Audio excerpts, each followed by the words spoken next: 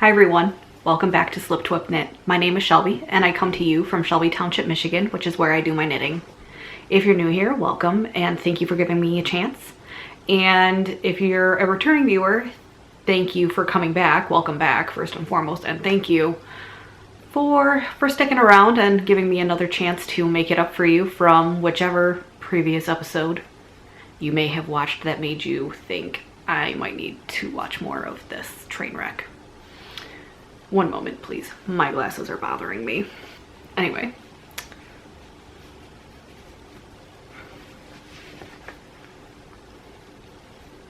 Okay.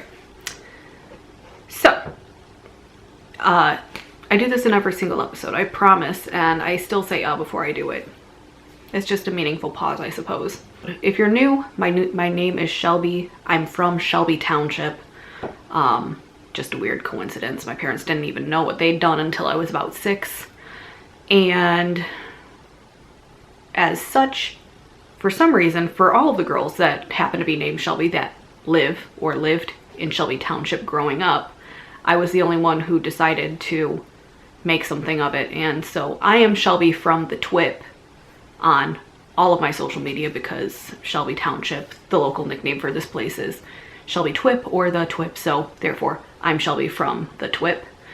So I decided to incorporate that into the name of my podcast when I decided to do a knitting podcast, and I wanted to incorporate that and somehow incorporate knitting. So the name of my podcast is actually a mashup of Shelby Twp and SlipTwpKnit, which is a decreased stitch in knitting. Therefore, that's how we got SlipTwpKnit. I feel like that gets long-winded every single time I do that, even though it's not.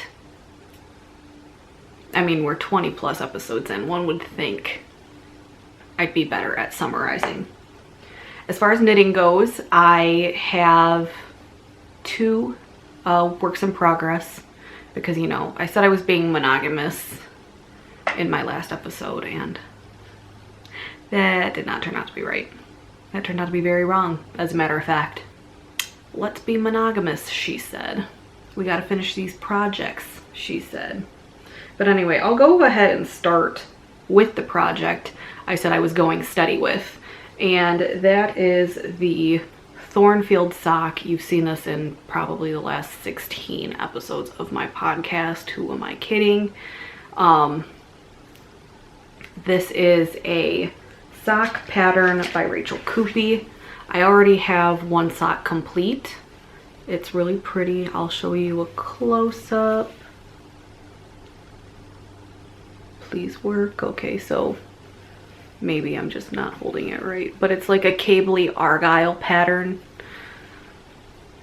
Not my first time making these. I made these for my mom last Christmas, and this is a gift for my friend Tony, and it was intended to be a birthday present, but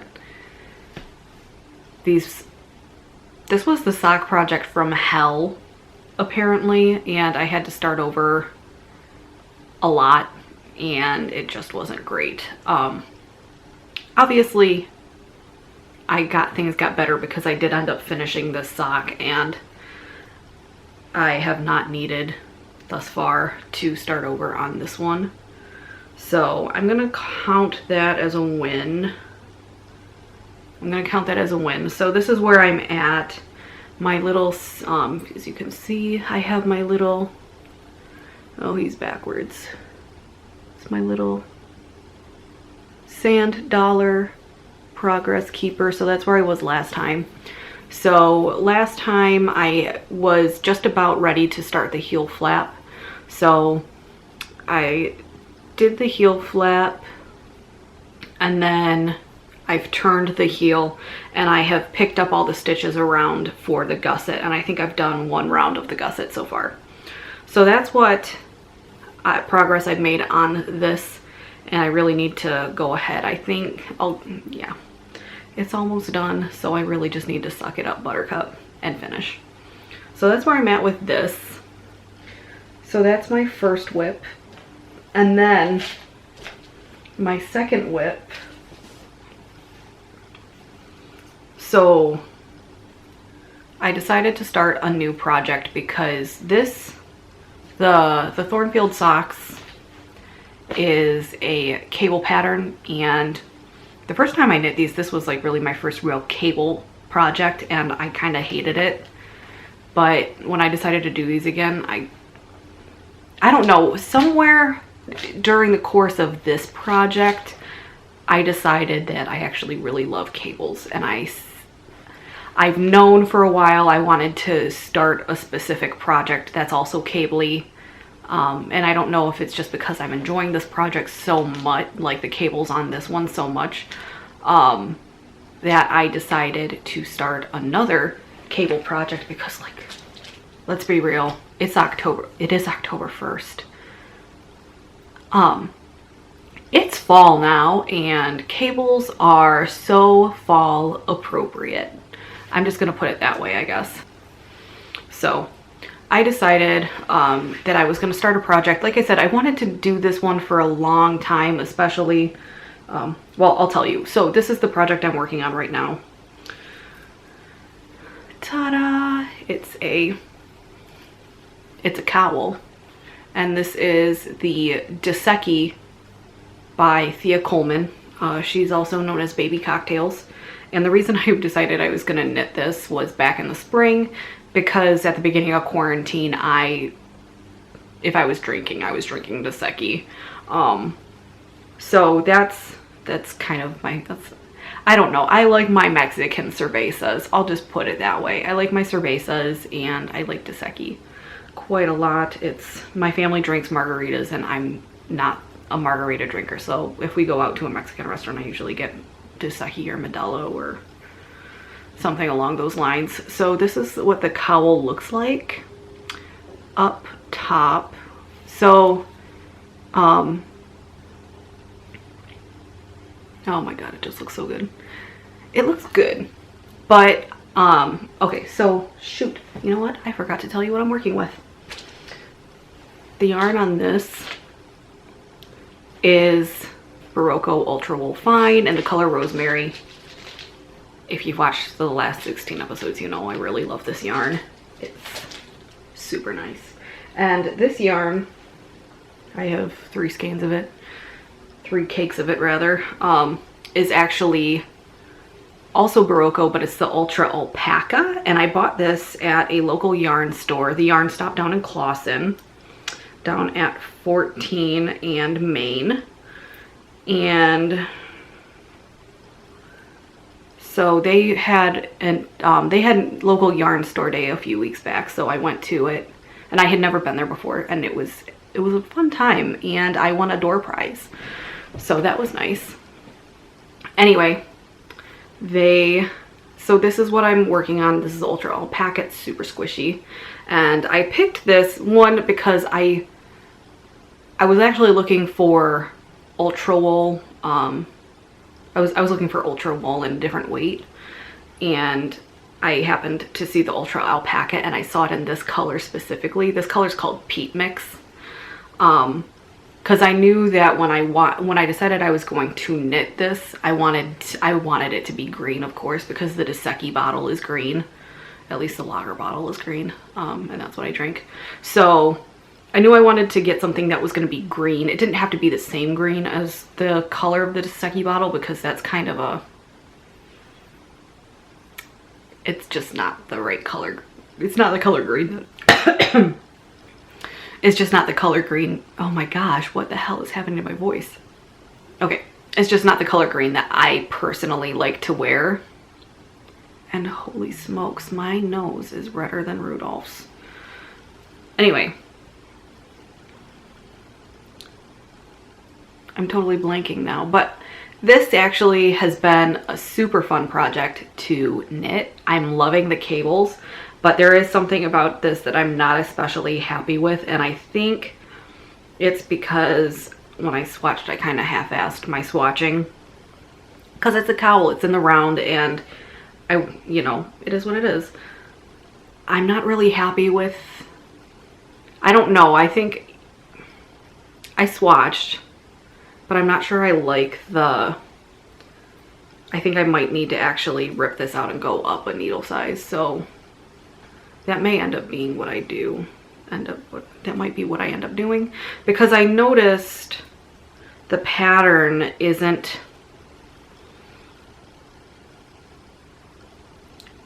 I'm trying to do the larger size, but the yardage called for in the pattern, I'm like, I don't think I'm anywhere near where I need to be with my yarn, I think.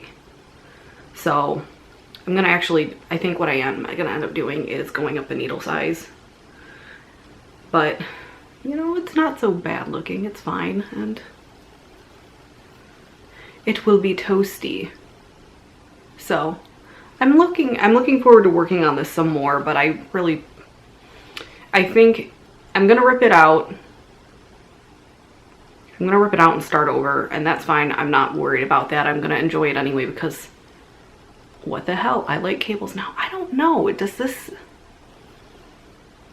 Could I maybe do like an extra long one? I don't know. I feel like it's a good width.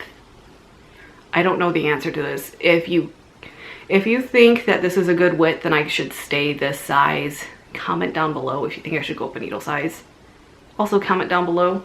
But I feel like I don't feel like I'm at the, I don't think I need as much yarn as the pattern is calling for with the rate I'm going at. So that's why I'm concerned. Maybe I don't know. I'll enjoy it if I rip it out anyway. We'll see what happens. We'll see what happens. I would like input though, because I think when I block this, I might just steam block it. So I don't know the answer to this riddle. Please tell me what you would do down below.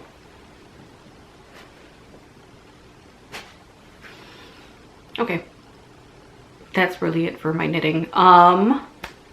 What's going on in my life and what's going on in yours? I'd like to know. Oh, so as I said, it is October 1st on the day that I'm recording this, and fall is here, and I'm really excited about it.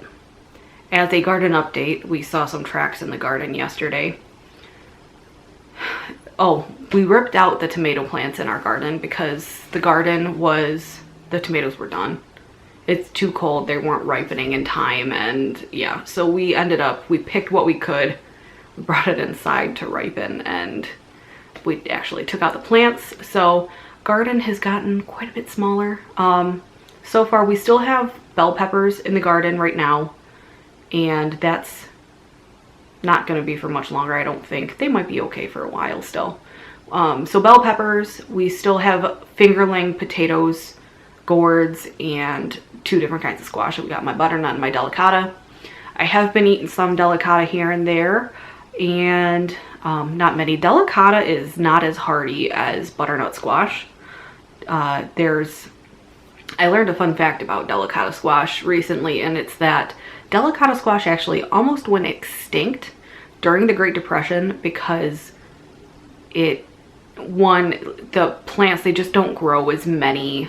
The fruit of the plant just it doesn't grow quite as easily or as frequently as other kinds. So delicata squash, I think we've only gotten maybe like 5 or 6 squash on that one plant, which it is only one plant, but my garden is relatively small. But my butternut squash have been going pretty gangbusters now that they've recovered from being chomped on by deer.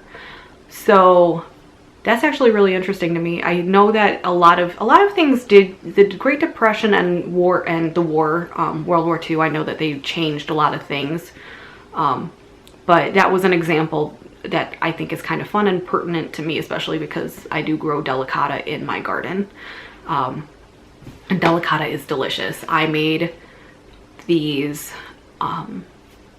delicata squash is called delicata because you can eat the skin. The skin, you can cook it and eat it. It's got a very delicate skin. It's called delicata.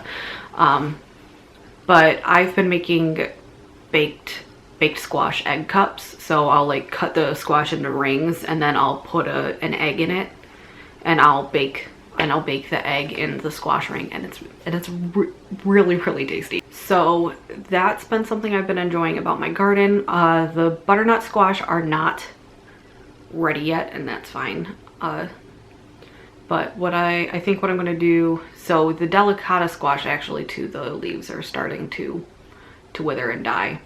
So I think what I might end up doing is I'm gonna keep an eye on that. I'm off tomorrow. I have a wedding that I'm going to, a less than 60 person wedding that I'm going to. It's for my friend Dana. Dana has been, Dana grew up 2 houses away from me, 2 backyards away. So she's getting married, and she and I were always tight growing up. So I am going to her wedding tomorrow, and I'm really happy for her. She and her fiance,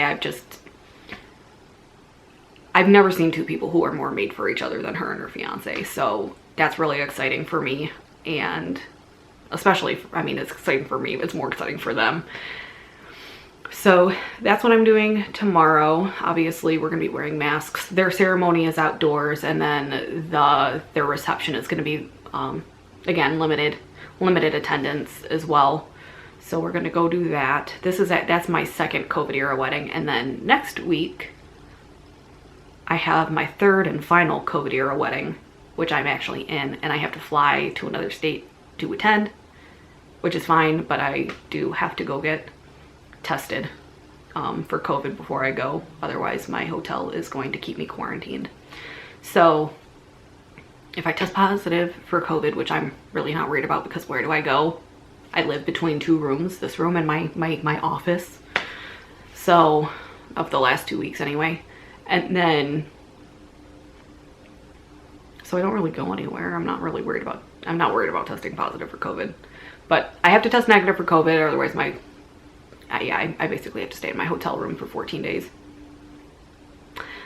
So that's what I'm doing now. That's what's going on. I was gonna tell you guys, it's fall. I just got so excited to talk about my garden. But it's October, and it's fall. It's officially fall.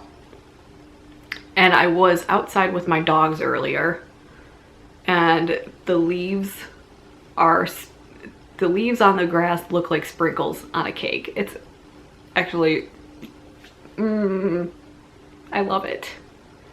I love it, especially, I mean, and it's not like scary sprinkles on a cake. It's like cute sprinkles. It's like a little cartoon cupcake, except the frosting is grass and the sprinkles are leaves.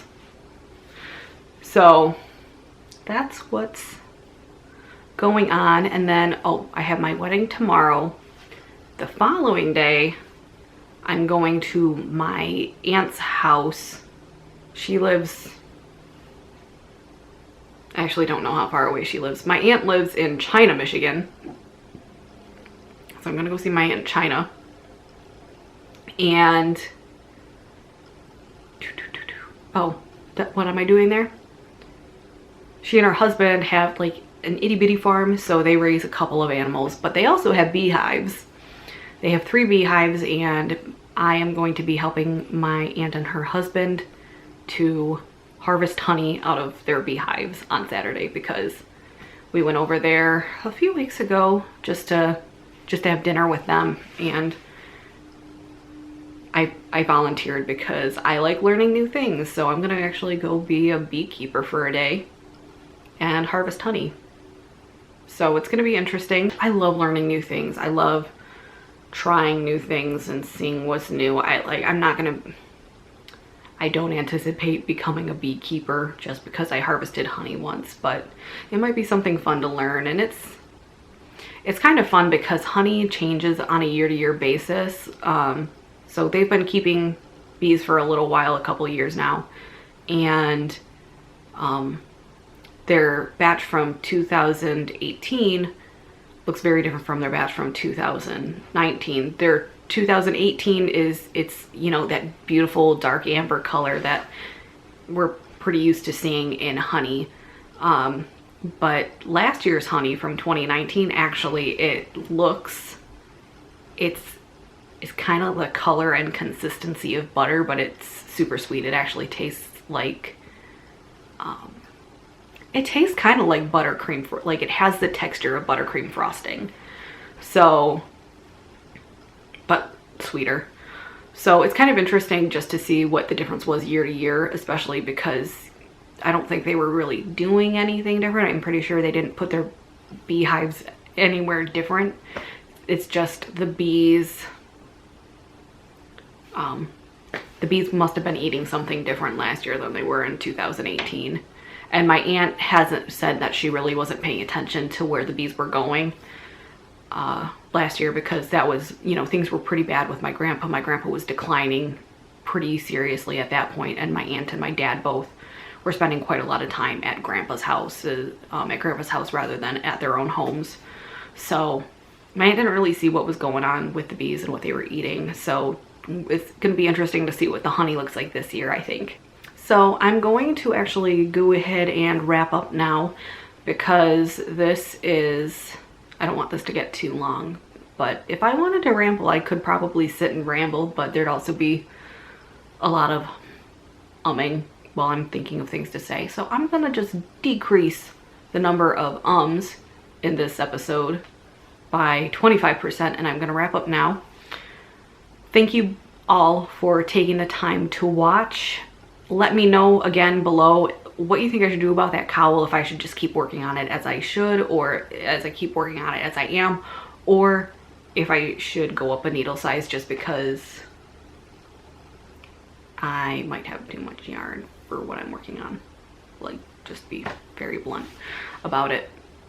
I could get 2 cowls out of it, I suppose. But anyway, let me know about the cowl. And then the other thing is, what was the other thing? Shoot. The other thing is, tell me, what's your favorite fall activity? It is officially fall now. We can tell. Leaves, sprinkles. So, tell me what your favorite fall activity is. My favorite is, I don't know. It might be, like, by the time you watch this, it might actually be harvesting honey. But it might also not be harvesting honey. I might still like bonfires and walking around Greenfield Village, which I will probably tell you about, if not in the next episode, the episode after that. All right. Thank you all for taking the time to watch. I will stop talking now, and have a good day. Thanks again for tuning in, and I will see you again in 2 weeks. Thanks. Bye. Happy knitting.